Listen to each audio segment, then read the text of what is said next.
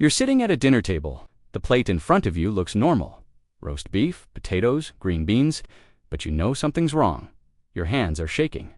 Not from fear, from the chemicals. You signed a contract 3 weeks ago. You agreed to eat poison every single meal, breakfast, lunch, dinner. For months, maybe years, the man across from you is turning gray. His skin has this waxy quality now, like candle wax left in the sun. Another volunteer stopped showing up last Tuesday. Nobody talks about why. The doctor at the head of the table is taking notes. He's writing down how you look, how you move, whether you're still breathing normally. You pick up your fork. You have to eat. That was the deal. I'm curious where in the world you're watching this from. Drop a comment below. I'm always amazed this reaches from Mumbai to Mexico City. This is Washington, D.C. The year is 1902, but this isn't some dystopian nightmare. This is real. Government's ancient, happening in the basement of the Department of Agriculture. The volunteers at that table, they call themselves the Poison Squad. 12 young men who agreed to become human test subjects, not for medicine, not for some noble cure, for food. Because in 1902, American food was killing people, and nobody knew how many. Nobody knew which companies were doing it, and nobody in power seemed to care enough to stop it. Before dawn on the first day of the experiment, someone made a choice that would save millions of lives, but it would nearly destroy his own. A letter, written in desperation, would surface in congressional archives 80 years later. It contained 3 words that changed everything, and the last person standing would be the one nobody expected, the man they called a lunatic, the man they tried to silence, the man who decided that if the government wouldn't protect its citizens, he'd poison them himself to prove a point. But what happened next broke every rule they thought they knew. Let's go back 6 months, before the poison, before the volunteers, before anyone knew this would become the most controversial experiment in American history. The man's name was Harvey Washington Wiley, chief chemist of the Department of Agriculture. He had a problem. Actually, he had thousands of problems, all of them sitting on grocery store shelves across America. Milk was being purified with formaldehyde, the same chemical used to preserve dead bodies. Candy was colored with lead and arsenic to make it bright and appealing to children. Ground coffee was cut with sawdust, tree bark, and whatever else could be swept off factory floors. Ketchup contained coal tar. Butter was made from rancid beef fat, then dyed yellow. And borax, the chemical you'd later use to kill roaches, was being added to everything from meat to milk to keep it from rotting. None of this was illegal. There were no food safety laws, no FDA, no requirements to list ingredients. Companies could put anything into food, and they did. Wiley had been collecting samples for years, testing them in his laboratory. Finding poison after poison after poison, he wrote reports. He gave speeches. He testified before Congress. Nobody listened. The food industry was too powerful, too profitable, too connected. They had senators in their pockets, newspaper editors on their payroll, and they had a simple argument that kept working. If people are getting sick, it's their own fault. Weak constitution, bad hygiene, not our problem. But Wiley couldn't let it go, because he'd seen the letters. Hundreds of them, from mothers whose children died after drinking pure milk, from fathers who buried their wives after a contaminated meal, from doctors who watched patients waste away from mysterious illnesses that all traced back to the same source. The food supply. Ahmed thought he was safe behind the palace walls, but Wiley knew different. No one was safe. Not in the gilded mansions, not in the tenement houses. Poison doesn't discriminate. It just kills. Wiley needed proof. Not laboratory proof, not chemical analysis. He needed proof that Congress couldn't ignore. He needed bodies, living ones. He needed to show exactly what these chemicals did to human beings over time. So in the summer of 1902, he did something unprecedented. He put an ad in Washington newspapers. Young men wanted for scientific experiment, free meals provided, some risk involved. The response was overwhelming. Hundreds applied, college students, clerks, postal workers, young men looking for adventure, looking for free food in an expensive city, looking to be part of something that mattered. Wiley selected 12, all healthy, all unmarried, all willing to sign a contract that was as close to a suicide pact as anything legal could be. They would eat 3 meals a day, every meal prepared in the USDA kitchen, every meal containing measured doses of chemical preservatives. The press loved it. They nicknamed the volunteers the Poison Squad. Reporters showed up to watch them eat, to interview them. to document the experiment day by day. It became a spectacle, morbid entertainment. Songs were written about them, poems. One newspaper ran daily updates like it was a sporting event. Poison Squad member number 4 looking pale. Volunteer number 7 vomited twice yesterday. Wiley started with borax, 20 grains per day, mixed into butter, milk, meat. The volunteers couldn't taste it. For the first week, nothing happened. They felt fine. They joked about it, made bets about who would get sick first. Then, slowly, things changed. Headaches started on day 9, nausea on day 12. By week 3, half the volunteers couldn't keep food down. Their joints ached, their vision blurred. Their skin took on that waxy quality. One developed tremors in his hands that lasted the rest of his life. The food industry representatives showed up to observe. They watched the young men deteriorate. They took notes. They consulted with their lawyers, and then they made their argument. These doses are too high. No one actually eats this much borax. The experiment is invalid.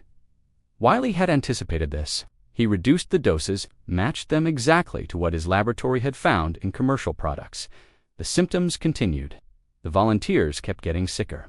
But here's what nobody expected. The doctor who was supposed to save them was the one making them worse. On purpose, Wiley wasn't trying to cure them. He was trying to break them, to show Congress that even safe levels of these chemicals destroyed human health. He needed dramatic proof. He needed casualties, not deaths. But he needed visible, undeniable damage. And he got it. Month 4, January 1903. The coldest winter Washington had seen in decades. The Poison Squad was down to 8 active members. 4 had quit, couldn't take it anymore. The remaining 8 looked like ghosts. They'd lost weight, lost color, lost something in their eyes that made them look decades older than their years. Wiley switched chemicals from borax to salicylic acid, then to sulfuric acid, then to formaldehyde. Each chemical brought new symptoms, new suffering. The formaldehyde was the worst. It's what undertakers used, what medical students used to preserve cadavers, and Wiley was feeding it to living men 3 times a day. One volunteer named William, he was 19, a postal clerk from Maryland. He joined because his mother had died the year before from contaminated canned meat. He wanted to prevent other families from going through what his had. By March, William couldn't hold a pen steady enough to write letters home. His kidneys were failing, his liver was swollen, he was urinating blood. The experiment should have stopped. Wiley's colleagues begged him to end it. The volunteers themselves begged him to end it. But Wiley kept going. Because Congress was finally paying attention, hearings were being scheduled. Witnesses were being called. The food industry was being forced to answer questions they'd avoided for decades, and Wiley knew that if he stopped now, if he let the volunteers recover before Congress saw them, the industry would claim it was all exaggerated, that the men were fine, that the chemicals were harmless. So he made a choice. He would sacrifice these 12 men's health to save millions. He would let them suffer visibly, dramatically, publicly, so that no congressman could look away, so that no senator could claim ignorance, so that the truth would be undeniable. This is where the story gets complicated, because Wiley wasn't a villain. He was paying the volunteers. He was monitoring them constantly. He had doctors on standby. He never pushed them to the point of death, but he pushed them to the edge. And he did it knowingly, deliberately, with full awareness of what he was doing. A diary entry from one of the volunteers survived, dated March 15, 1903. It says, "Dr. Wiley visited us today. He looked more sick than we do. He apologized, said he was sorry, said this had to be done. I believe him. I also hate him. Both things can be true." That's the moral weight of this story. That's what keeps it from being simple. Wiley tortured 12 men, but he did it to stop the torture of millions. He violated their bodies, but they had consented, sort of. Could they have really understood what they were agreeing to? Could anyone? The hearings began in April. Congress brought in the Poison Squad members to testify. Brought them in looking like walking corpses. Brought them in shaking and pale and barely able to speak. One by one, they described what had been done to them, what they had eaten, how they felt, what it was like to know you were being poisoned, deliberately day after day, meal after meal. The food industry brought in their own doctors, their own experts. They argued that the volunteers were exaggerating, that they were being paid to act sick, that chemical preservatives were completely safe, and then Wiley's team presented the evidence, the blood tests, The urine samples, the organ damage, the chemical buildup in their systems. Undeniable, documented, scientific. But the industry had one more argument, their most powerful one. If we can't use these preservatives, food will rot. People will starve. We're preventing illness, not causing it. And for a moment, it looked like they might win. Because they had a point. In 1903, there was no refrigeration in most homes, no quick transportation, no way to get fresh food from farms to cities before it spoiled. Chemical preservatives were the only thing standing between the population and mass food poisoning. Wiley had an answer. He'd been working on it for months. Alternative preservation methods, better sanitation, stricter standards for food production. He presented a complete plan, a path forward that didn't require poison, but it would cost money. It would require industry to change, to invest, to accept lower profit margins. The vote was scheduled for May. The Pure Food and Drug Act, the first law that would require food companies to label ingredients to avoid certain toxic chemicals, to face consequences for poisoning consumers. The industry fought it with everything they had. They called it government overreach. They called it an attack on free enterprise. They called it socialism. And then something unexpected happened. The volunteers spoke up again. Not in Congress, in newspapers, in public squares, in churches. They told their stories. They showed their bodies. They became walking evidence. And the public, for the first time, saw exactly what was being done to them.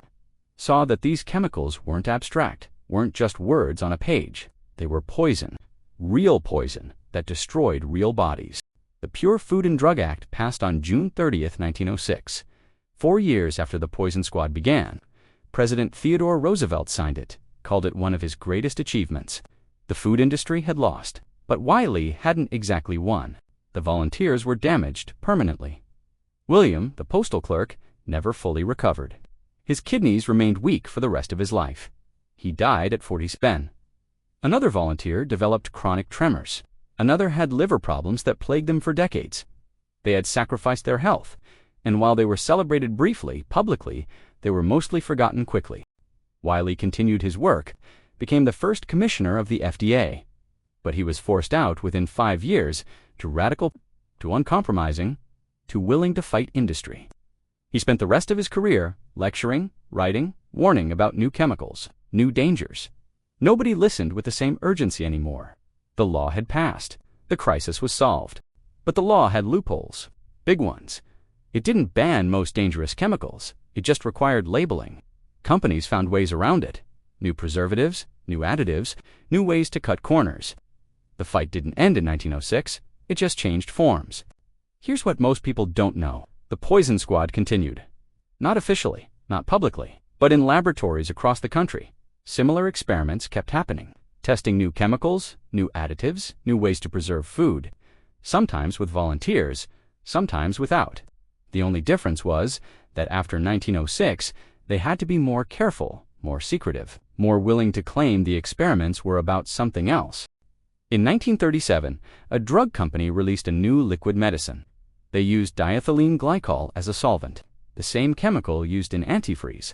They didn't test it, didn't have to. The 1906 law only covered food and labeled drugs. This was a new formulation. Over 100 people died, most of them children. The FDA investigated, found that the company had done absolutely no safety testing.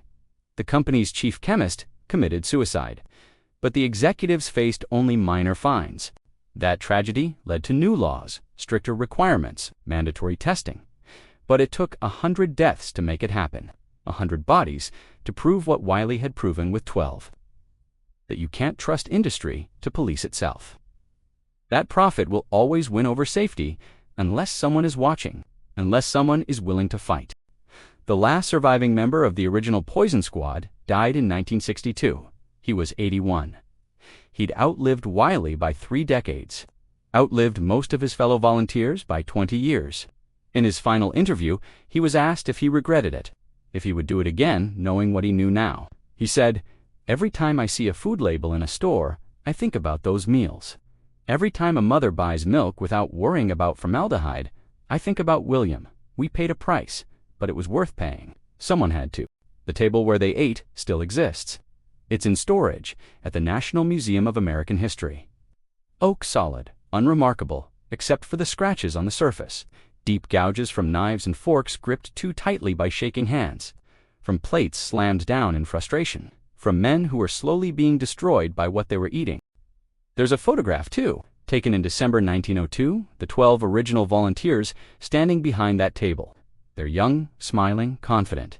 They look like any group of young men in 1902, except for their eyes. If you look closely at their eyes, you can see something. Not fear exactly, but awareness. They knew what was coming. They'd signed the contract, they'd agreed to become the evidence. They remembered the moment they sat down for the first meal. They remembered the taste of borax mixed into butter. They remembered that Dr. Wiley told them it would get worse before it got better. And they made sure the world would remember to... But there's one more thing. Something discovered in Wiley's papers decades after his death, a letter he wrote to his wife in 1903, never sent. It said, "I watch them eat, and I feel like a murderer. They trust me. They believe in the mission. And I am destroying them. History will judge whether I was right. I pray it judges me kindly. I fear it will not. He was wrong." History did judge him kindly, but maybe it shouldn't have. Maybe the question isn't whether the ends justified the means. Maybe the question is whether we should have ever put him in a position where he had to choose. You're sitting at a dinner table. The plate in front of you looks normal. Roast beef, potatoes, green beans. But now you know something. You know that every ingredient on that plate is regulated, tested, required to be safe. Not because companies wanted to, not because it was profitable, but because 12 men sat at a different table, in a different century, and ate poison. On purpose, so you wouldn't have to. The last word in Wiley's unsent letter was necessary. He crossed it out, wrote unforgivable, crossed that out, left the sentence unfinished. Because maybe some questions don't have answers. Maybe some moral weights can't be balanced. Maybe we just have to live with knowing that sometimes the only way to save lives is to sacrifice them. The table still stands in storage, and if you listen carefully, you can almost hear the sound of forks scraping plates, of men eating what they knew would destroy them, of progress that came at a price we're still not sure we should have paid.